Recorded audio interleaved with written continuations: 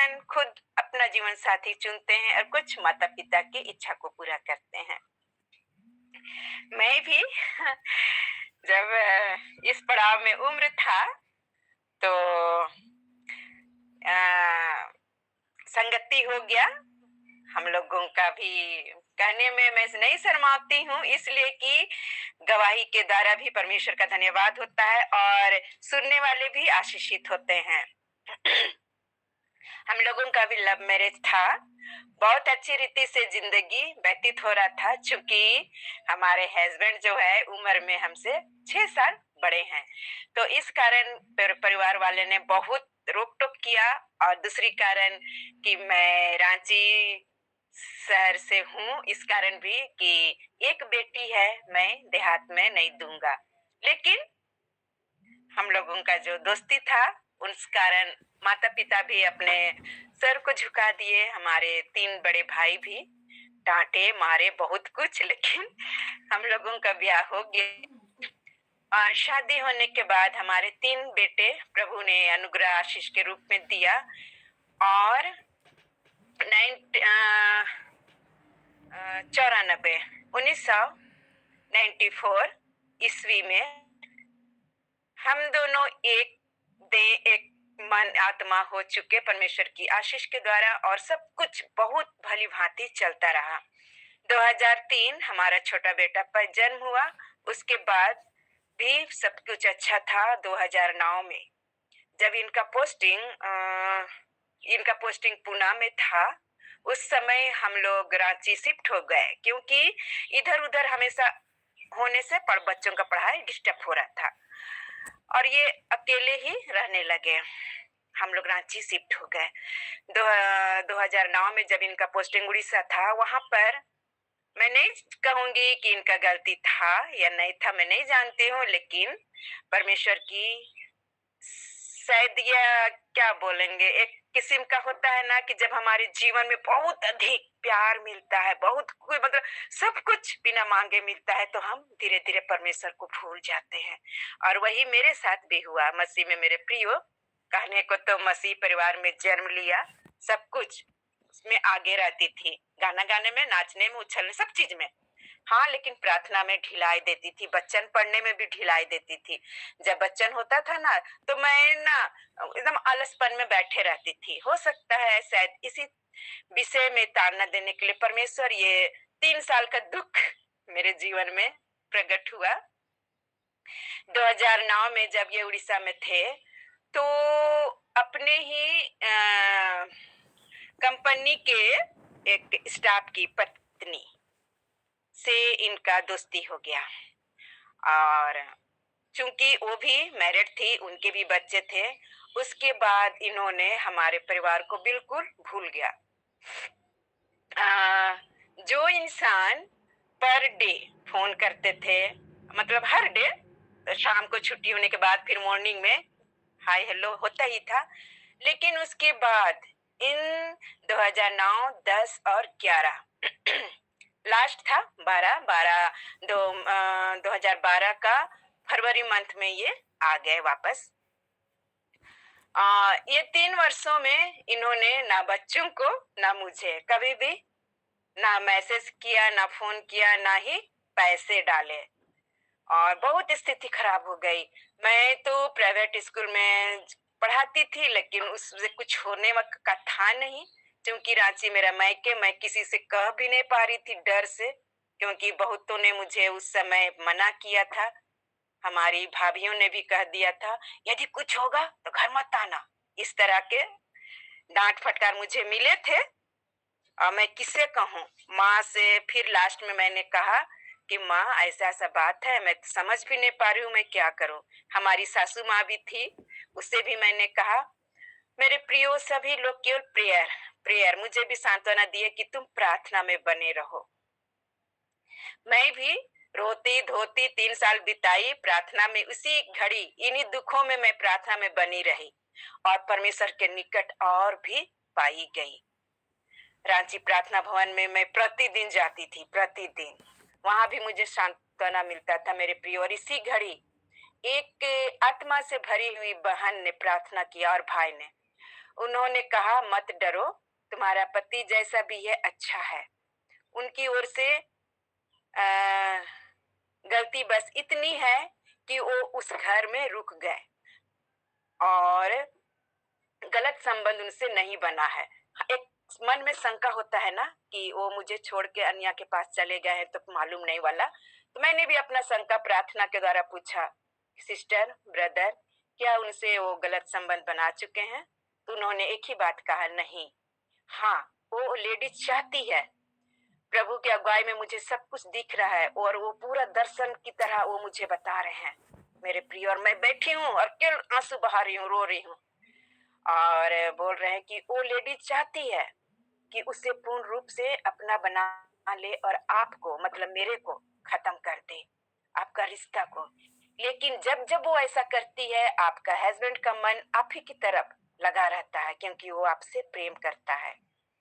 वो छोटी सी चुप के कारण उधर भटक गया। मैं प्रभु को धन्यवाद दी मेरे प्रियो। और इन्हीं दौरान उन दोनों प्रियजनों ने कहा कि आएंगे, वापस आएंगे, लेकिन जब भी आएंगे आप उनसे कभी भी कुछ भी क्वेश्चन मत कीजिएगा, वो खुद अपना गलती को मानेंगे। ठीक है। धीरे धीरे दिन, हफ्ता, महीना, साल गुजर गया। स्थिति बहुत गंभीर। इन 3 सालों में 3 क्रिसमस, 3 गुड फ्राइडे मैं किस तरह व्यतीत की, वो तो वह बताने के योग्य भी नहीं है। और फिर इनका तो फोन नंबर भी चेंज हो गया। मैं किससे फोन करूं, क्या करूं? कुछ प्रियजनों ने मुझे कहा कि तुम सीधे दिल्ली जहां एनटीपीसी हेडक्वार्टर है वहां चले जाओ, वहां पर रिपोर्ट दे दो, तो उनका सैलरी तुम्हारे अकाउंट में आएगा, उनको कुछ नहीं मिलेगा। मैं भी एक बार क्रोधित होकर सोची कि मैं चली जाऊं उनका कंप्लेन करने। फिर सोची नहीं, प्रार्थना के दौरान प्रिय मसीह के दास एवं दासी ने ऐसा कहा है, मैं नहीं जाऊंगी।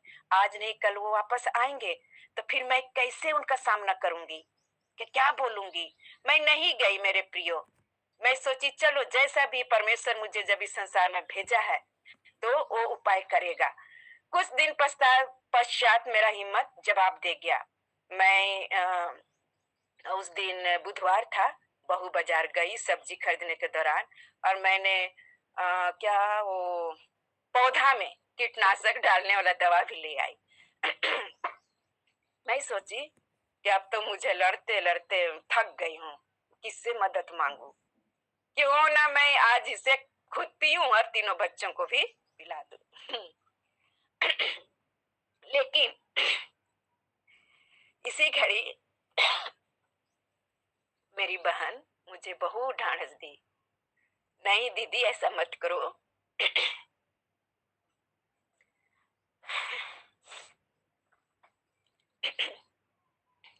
प्रभु ने इतने अच्छे अच्छे बच्चे दिए हैं, कोई बात नहीं, आज तुम्हारे जीवन में दुख है, तुमने तो सुख भी भोगा ना। जब जीजू तुमको प्यार से रखते थे उस घड़ी तो तुम परमेश्वर को धन्यवाद भी नहीं देती थी। और सही बात है मेरे प्रियो, मैंने पहले ही कहा कि जब इंसान को सब कुछ मिलता है तो वो भूल जाते हैं। तो उन्होंने मुझे समझाया, तुमने तो खुशी को भी इंजॉय किया, जब जीजू तुम्हें प्यार से रखते थे तुम परमेश्वर को धन्यवाद भी नहीं देती थी। और आज जब दुख है, लड़ रही हो, तो कुनकुना रही हो, कुड़कुड़ाहट तुम्हारे जीवन में है और तुम गलत कदम उठा रही हो। ऐसा मत करो। जब तुम प्रार्थना करने जाती हो, खुद भी करती हो, और परमेश्वर के दास और दासी भी तुम्हारे लिए प्रेयर कर रहे हैं, तो तुम विश्वास करो ना, क्यों डगमगा रही हो? ऐसा वाला वो सांत्वना दी। मैंने वो गलत काम नहीं किया मेरे प्रियो। परमेश्वर का धन्यवाद हो बहन के लिए भी कि ठीक समय पर उन्होंने हमारे घर में पहुंचा, नहीं तो अन्यथा हो सके मैं गलत कदम उठाती। इसके बाद धीरे धीरे जब 2012 का फरवरी मंथ 26 तारीख, उस दिन जो टीवी में भाई जीजस कॉल की तरफ से जो भाई दिनाकरण का मैसेज हम हर समय आता है, अभी भी आता है, संडे का दिन था मेरे प्रियो।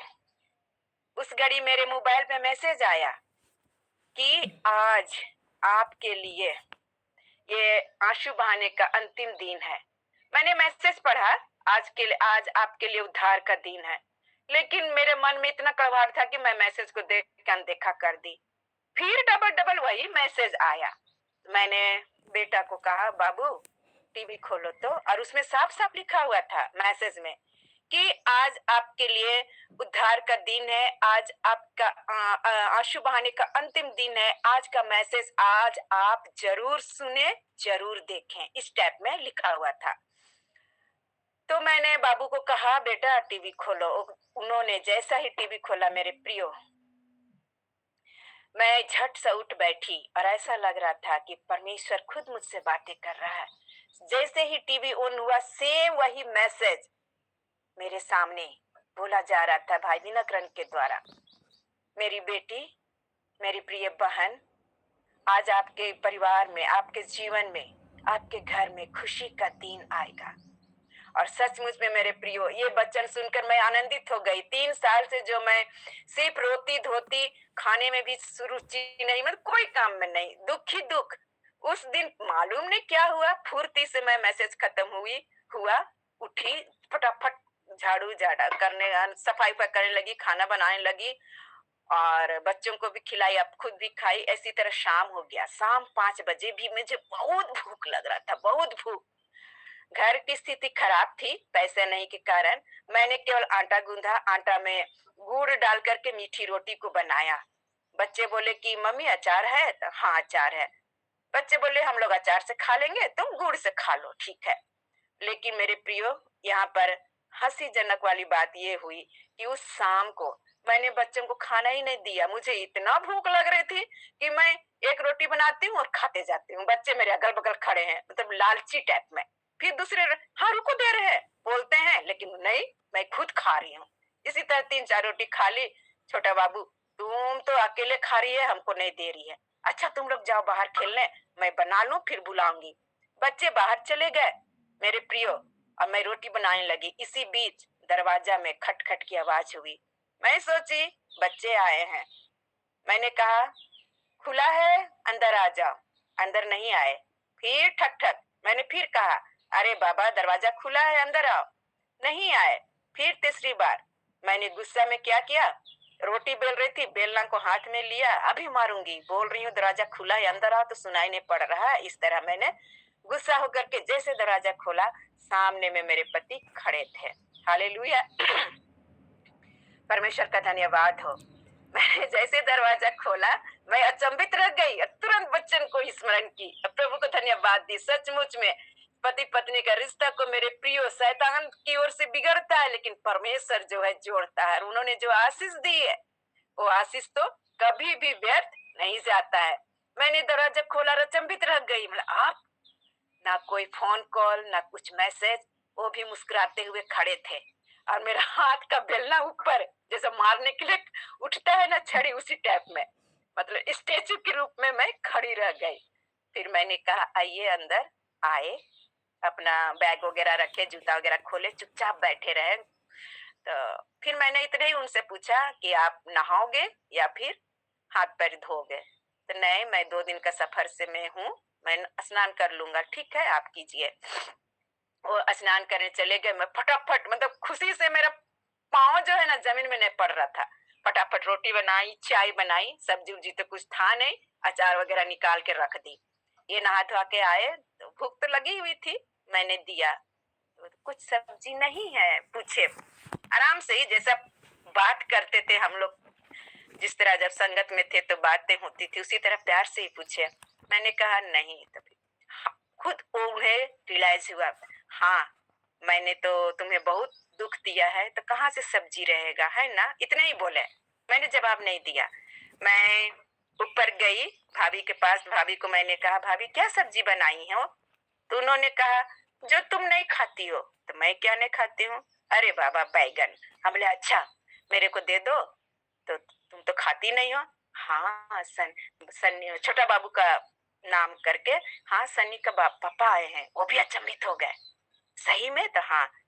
अच्छा अभी मैं नहीं भेंट करूंगी, अभी रात हो गई, शाम हो जाएगा, रात हो गया है, सुबह जाऊंगी। ठीक है। उन्होंने सब्जी निकाल के दिया, मैं लाई, फिर उसे दे दी, वो खाए।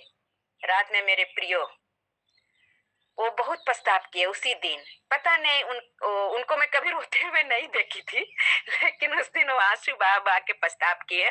बस एक ही बात बोले, मुझे माफ कर दो, मैंने खुद नहीं जानता हूँ कि मैं कैसे भटक गया। मैं छुट्टी में तो घर आ रहा था, मैं ट्रेन में भी बैठा, राउरकेला तक मैंने पहुंचा। राउरकेला में मेरा स्टाफ जिनकी पत्नी से ये फंस गए थे, वही स्टाफ ने, चलिए चलिए भैया मेरे घर यहीं पर है, एक रात का मेहमान रह जाइए।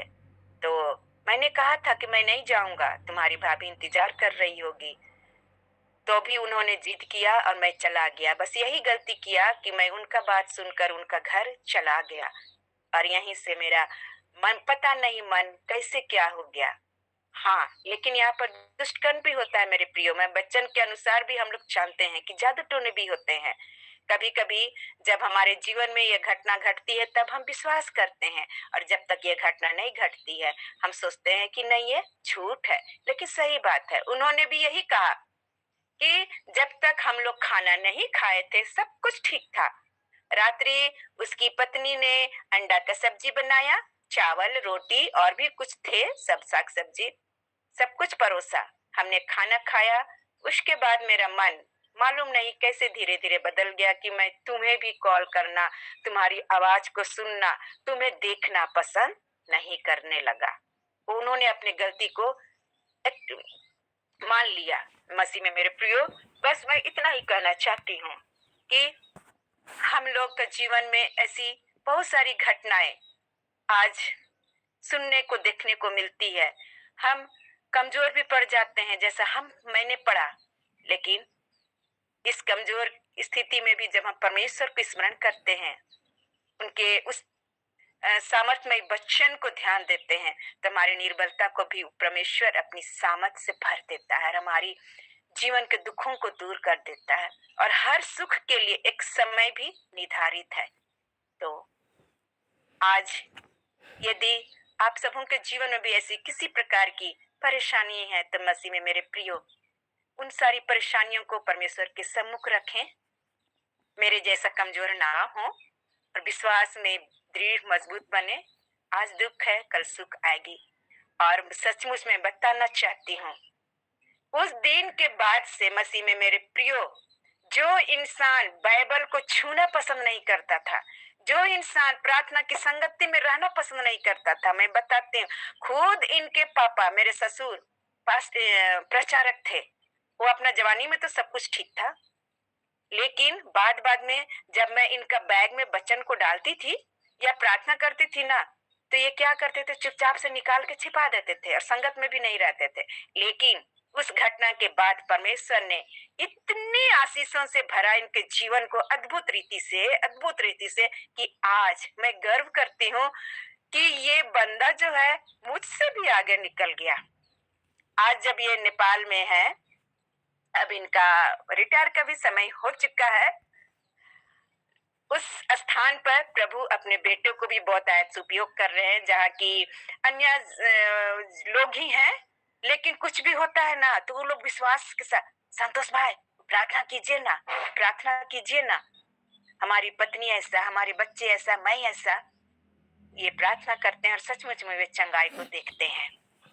और फिर एक बंदा तो जब ये छुट्टी आए थे तो, संतोष भाई मेरे लिए बाइबल खरीद के ला दीजिएगा। इन्होंने मुझे कहा ठीक है, जब वो मांगे हैं तो गिफ्ट की नहीं आप दे दो, बच्चन को ये बाइबल को ये खरीदे, पहुंचा दिए। बहुत खुश मैंने और हम दोनों ने प्रार्थना किया कि प्रभु जैसा उनका मन को आप उत्साहित किए हैं, उन्हें बुद्धि ज्ञान दे बच्चन के भेद बातों को समझने के लिए। तो परमेश्वर के अनुग्रह में वो बंदा आगे बढ़े और उस क्षेत्र के लिए आशीष का कारण बने। तो इस गवाही के द्वारा परमेश्वर का धन्यवाद हो, और आप लोगों का भी, और इस समय को देने के लिए भी बेटी को पुनः धन्यवाद देते हैं। धन्यवाद। थैंक यू चाची, आपको बहुत आशीष दे। और सच में परमेश्वर महान है, वो हमारे टूटे हुए रिश्तों को फिर से जोड़ने की सामर्थ्य रखता है। शैतान की जो भी योजना रिश्तों के बीच में कार्य करती है, उन योजनाओं को खारिज करने की क्षमता रखता है हमारा परमेश्वर। सच पे बहुत ही महान है। आपको बहुत धन्यवाद। आपने अपनी गवाही को बहुत ही अच्छी तरह से हमारे सामने रखा। प्रभु आपको, आपके पूरे परिवार घराने को आशीष दे। और सच में हमारा परमेश्वर महान है। प्रभु को सारा आदर और महिमा मिले। और सच में हम जिस किसी भी रिश्ते में हैं, उसके ठीक होने के लिए हमको परमेश्वर के सामने समर्पित होना बहुत ही ज़रूरी है। और जो भी कुड़कुड़ाहट है, उनको अपने जीवन से दूर करना है और अपने आशा और भरोसा को पूरी रीति से परमेश्वर के ऊपर बनाए रखना है। सच में परमेश्वर को सारा आदर और महिमा मिले।